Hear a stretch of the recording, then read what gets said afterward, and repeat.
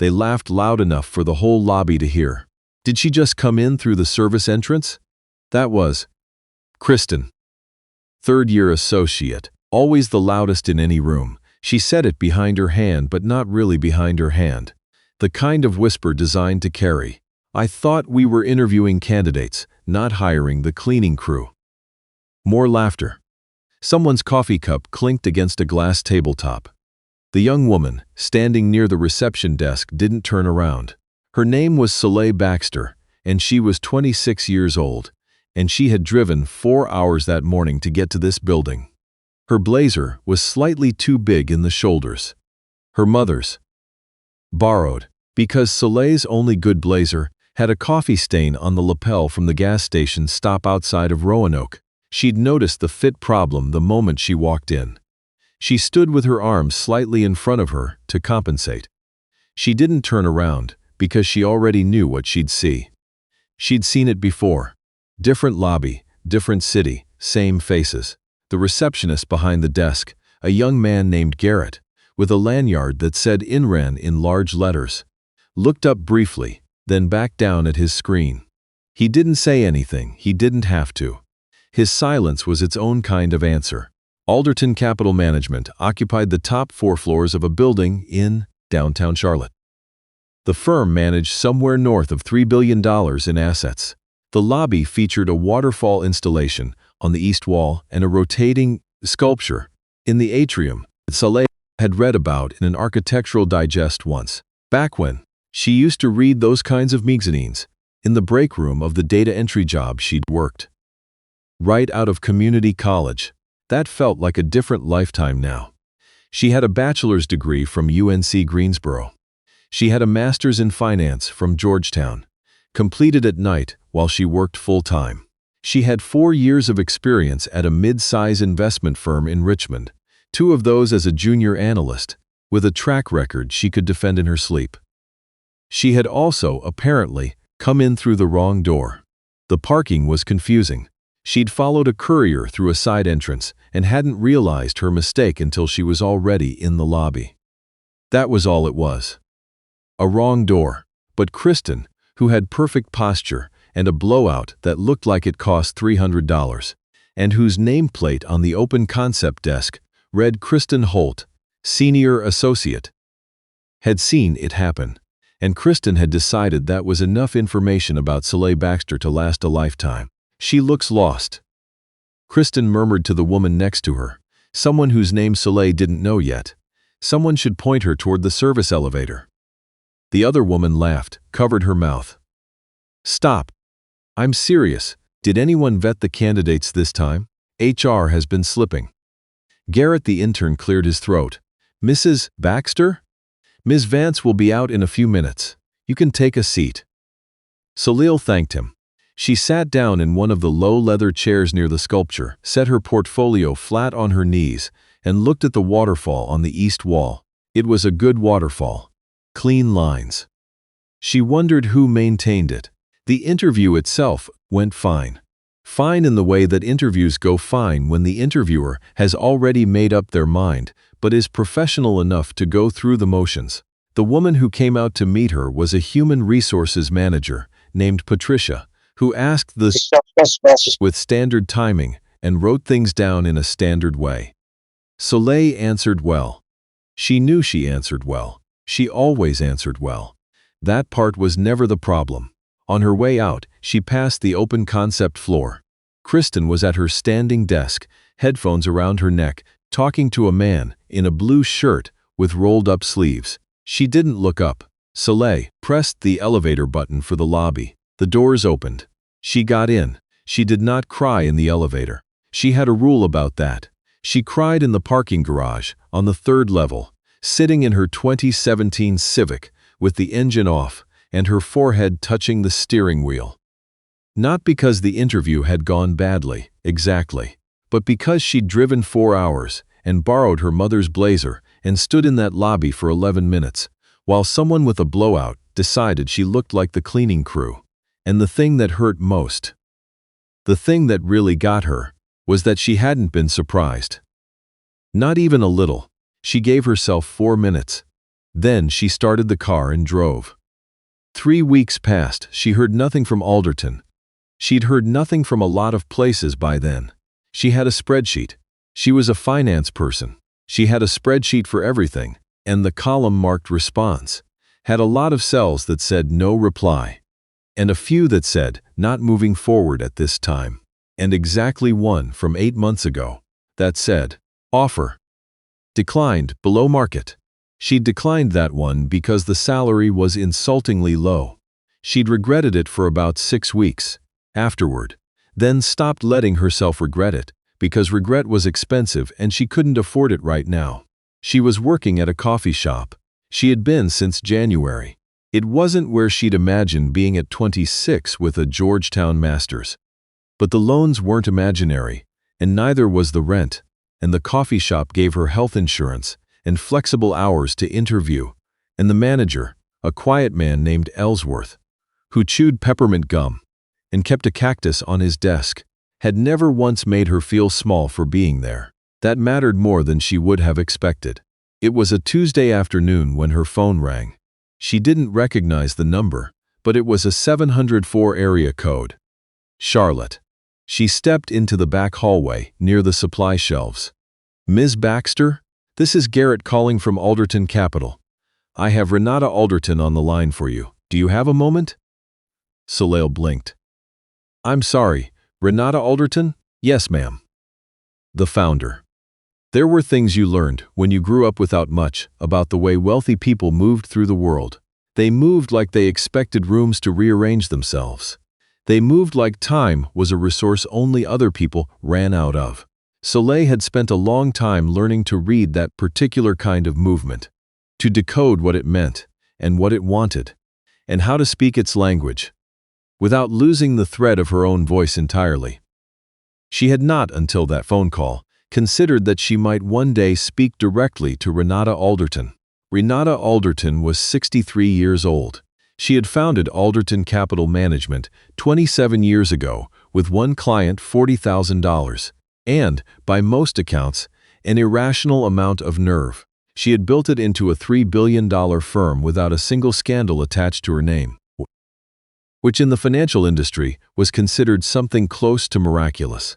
She had an endowed chair at Duke and a photograph of herself shaking hands with 2 former Treasury secretaries in the lobby of her firm, though Soleil hadn't noticed that particular photograph on her way in. She had been on 3 magazine covers and had declined a 4th because she didn't like the lighting.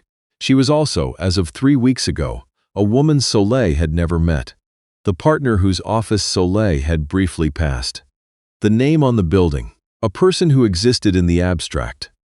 The voice on the phone was not abstract. It was direct and unhurried and had a faint trace of something southern in it that years of business had filed down but not erased. "I owe you an apology," Renata Alderton said, "and I don't say that often.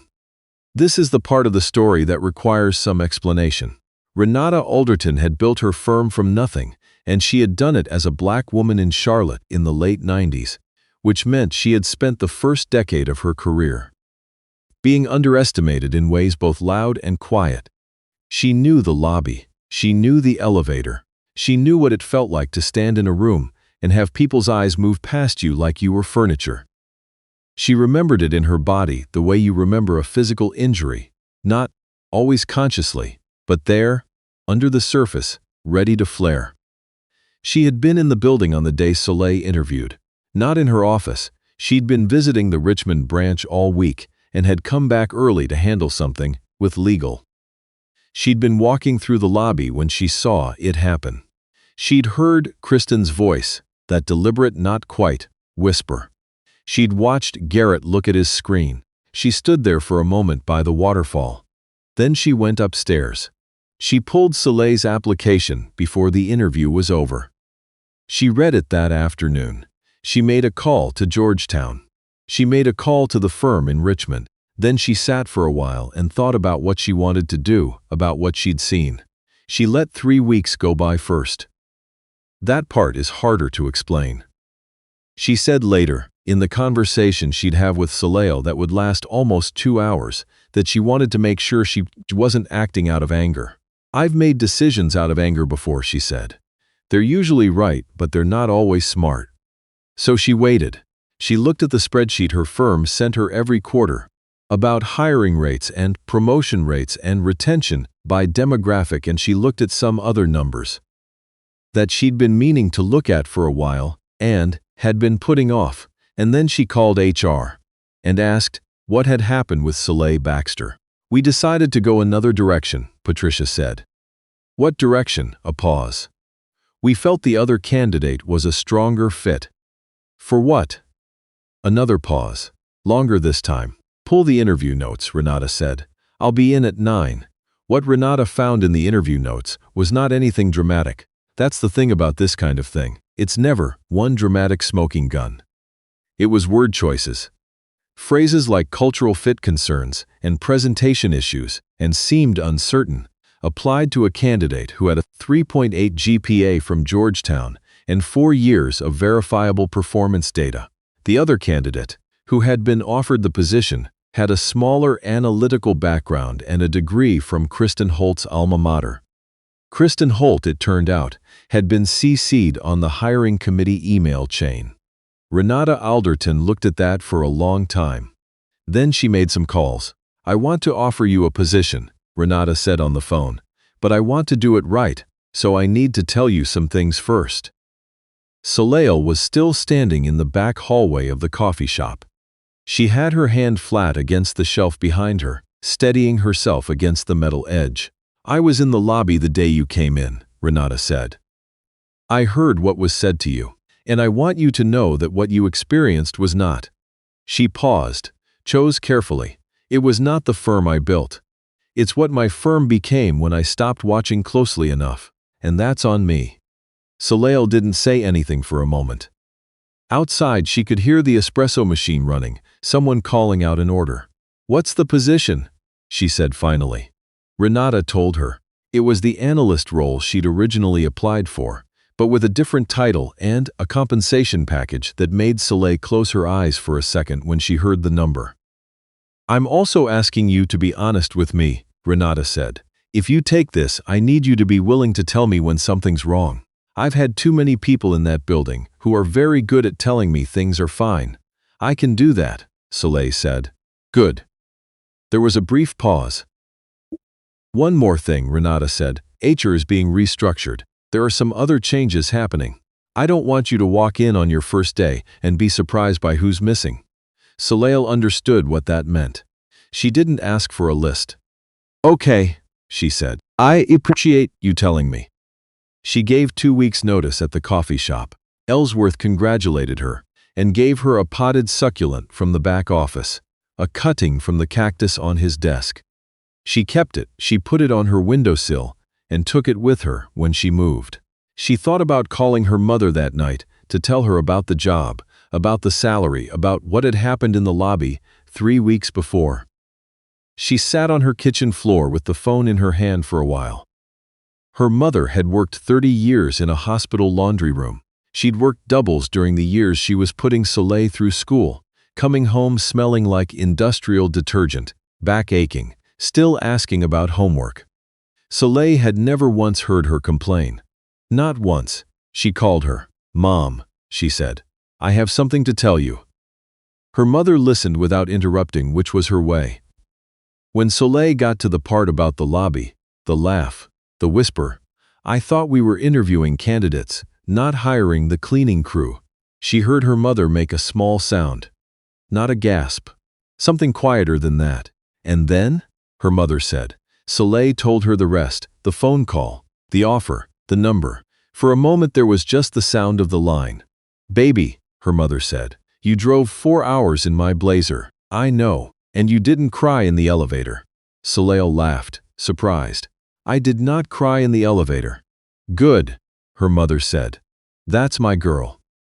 Her first day at Alderton was a Monday in April. She wore her own blazer, a charcoal one she'd bought over the weekend, the right size in the shoulders.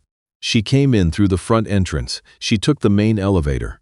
She walked through the lobby past the waterfall on the east wall. The reception desk was staffed by someone new. A woman who looked up smiled and said, "You must be Soleil. Welcome to Alderton. Miss Alderton asked me to let you know she'd like to take you to lunch today, if that works." "That works," Soleil said. She took the elevator to the 31st floor.